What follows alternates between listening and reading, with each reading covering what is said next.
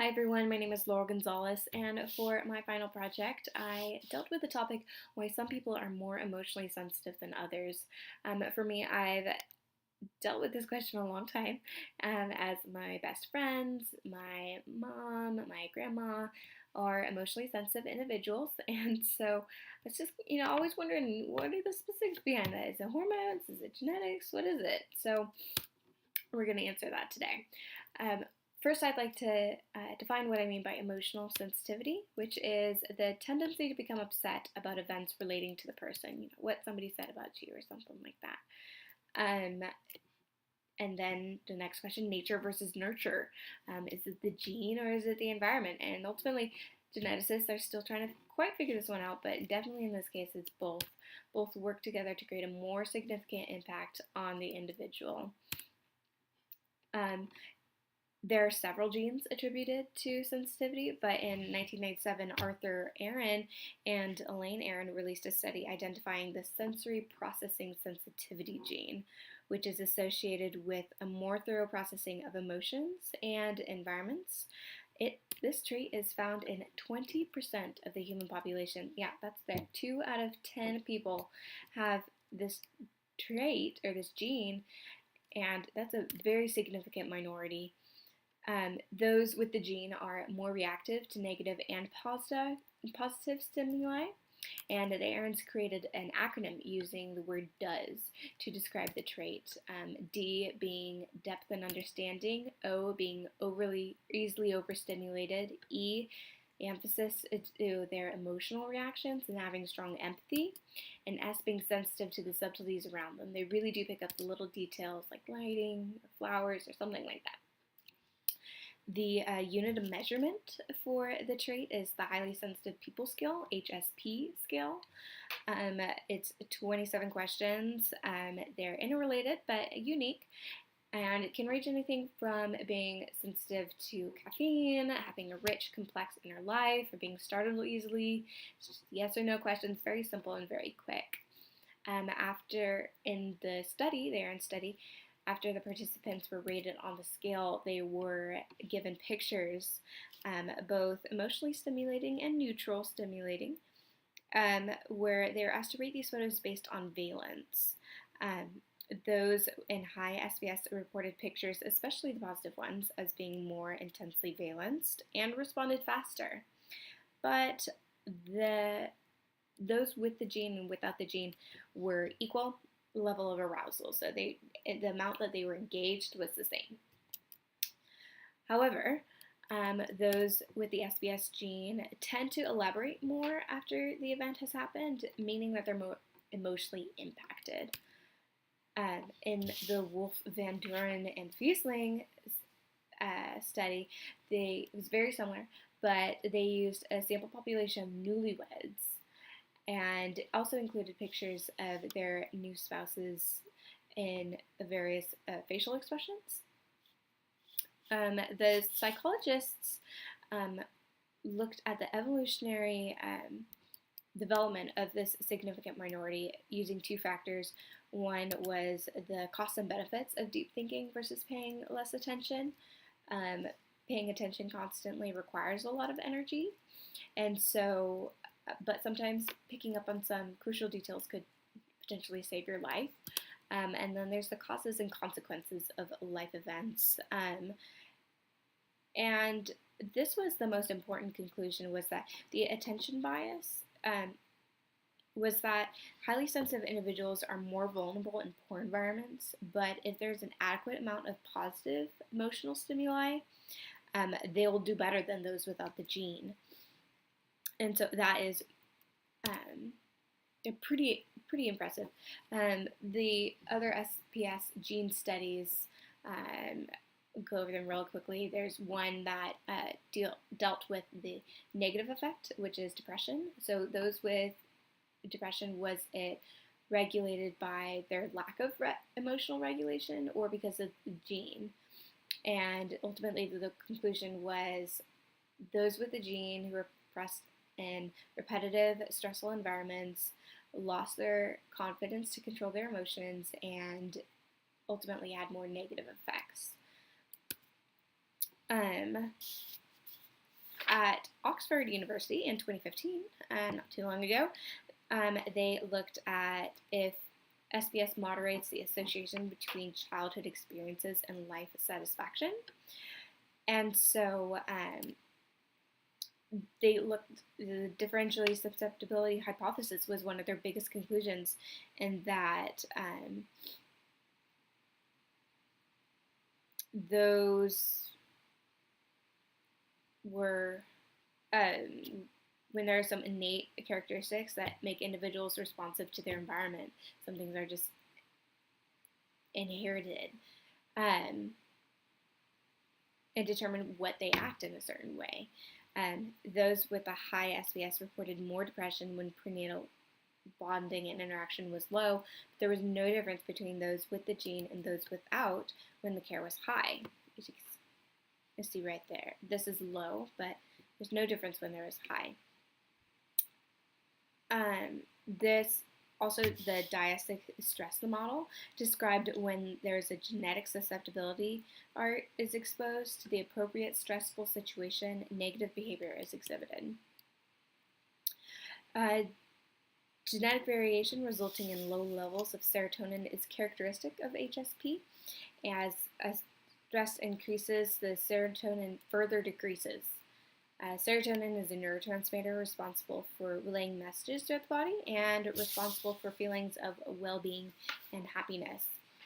Depression is the disease that's also known for having low serotonin levels, and so that can lead us to believe that those highly sensitive individuals are predisposed to depression. Dopamine is also found with intense association with the SBS gene. It's actually the strongest known gene association for any prevalent personality traits, and it's believed to be deeply rooted into the nervous system. However, one of the most popular explanations for someone being sensitive is it's just that time of the month, and especially for women. So obviously throughout the month, the woman's hormones fluctuate, and it affects their physical, their cognitive, and their psychological processes. However, their hormones is really what's important in determining their emotions. And so during the follicular phase, they're happier because the estradiol secretion regulates the stress hormones better, which is adrenaline and cortisol. During the ovulatory phase, testosterone increases and the sex drive increases. These women tend to think that they are hot stuff. Luteal phase is there's an increase in progesterone as the uterine lining thickens, but it also produces more cortisol, which is the stress hormone, and so the woman is more likely to feel moodier. When a woman is going through PMS, premenstrual syndrome, many women experience events more emotionally due to the imbalance of progesterone, estrogen, or insulin. With excess progesterone, the woman may experience depression, fatigue, and sadness, while with estrogen excess, there's crankiness, anxiousness, and insomnia. And as the progesterone increases, the blood glucose also increases, and then hence insulin dealing with blood glucose need also increases, and that creates cravings, headaches, and increased fatigue. But this is only a temporary answer for explaining sudden moodiness or emotional sensitivity in a woman. Obviously, this isn't going to describe her over the long run, but there is menopause, which does take a good number of years, about 5 to 10 years, for the most crucial part of menopause, where you'll notice the emotional segments. So the ovaries stop producing as much sex hormones, and that's really where you get a lot of the irregulation. The ovaries are trying to catch up, or they're trying to produce the same amount that they've always produced, but they're just not doing so well anymore. So sometimes they'll have a lot of excess of estrogen, or way too little. And so this excess or lack can lead to the body with severe mood swings, temper tantrums, depression, hot flashes, etc. Interesting enough, though, women are not the only ones with hormonal mood swings. Irritable bowel syndrome um, is a result of high cortisol levels and or low testosterone levels, leading to hypersensitivity, depression, and irritability. It occurs in men from 40 to 60, and it is controversial because there are a lot of other factors that go into aging and why an older man might be more sensitive or a little bit more on edge. And then the most serious and most extreme case is that the person has a psychological disorder. Explaining, why are they acting sensitive? Well, I highlighted 3.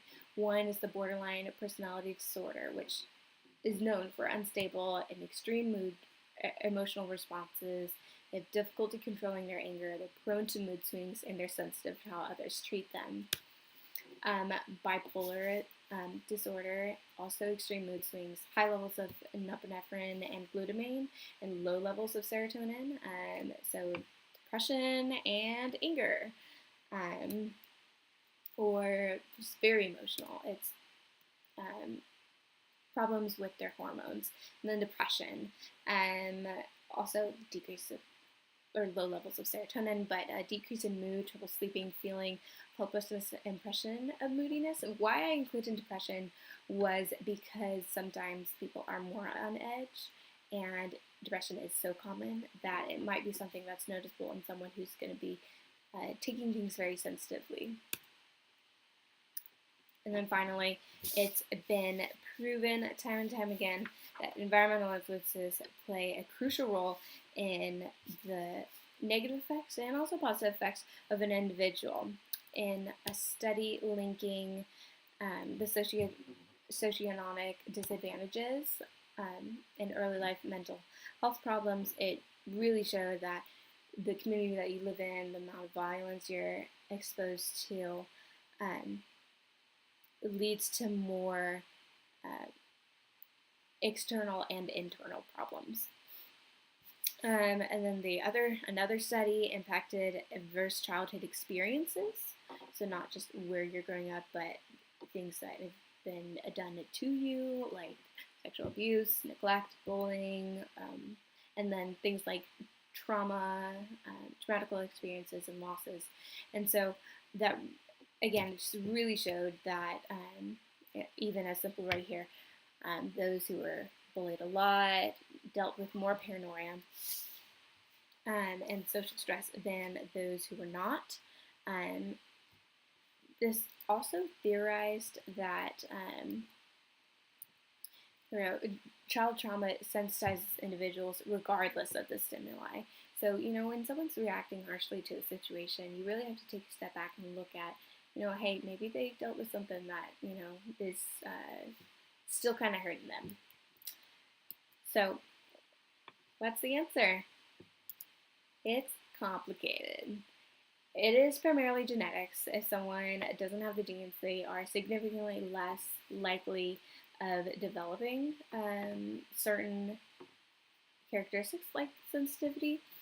But there's a lot of environmental influences and life experiences that go into that. So ultimately, I really like this project because for me, understanding people who are really close to me, who definitely think a different way I do, is really nice in understanding that. But ultimately, every person's different. So if you learn a new perspective, you might make a new friend. All right. Thank you very much and have a great day.